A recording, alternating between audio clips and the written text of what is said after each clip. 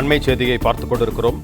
திருச்சி திருவெரும்பூர் அருகே உள்ள காமல் கார்டன் பகுதியில் பாதாள சாக்கடையில் இறங்கிய இருவர் விஷவாயு தாக்கி மூச்சு திணறல் ஏற்பட்டு பலியாகியிருக்கிறார்கள்.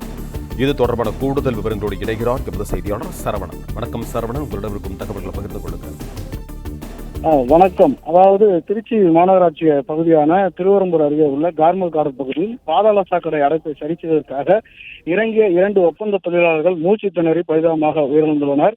அதாவது திருச்சி மாவட்டம் திருவெரும்பூர் அருகே உள்ள கார்மல் கார்டன் பகுதியில் பாதாள சாக்கடையானது அமைக்கப்பட்டுள்ளது.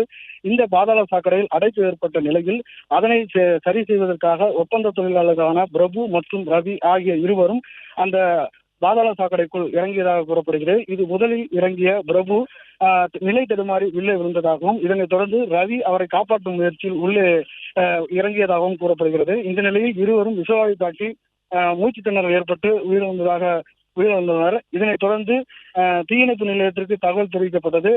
இதை சம்பவ இடத்திற்கு வந்த தீயணைப்பு துறையினர் அவர்கள் இருவரின் உடலை மீட்டு உடற்கூறு ஆய்விற்காக துவாக்குடி அரசு மருத்துவமனைக்கு அனுப்பி வைத்துள்ளனர்.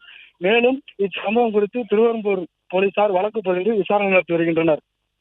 பிளே ஸ்டோர் மற்றும் ஆப் ஸ்டோரில் இருந்து பாலிமர் செயலியை QR கோடு மூலம் பதிவிறக்கம் செய்யுங்கள். செய்திகளை உடனுக்குடன் பெறுங்கள்.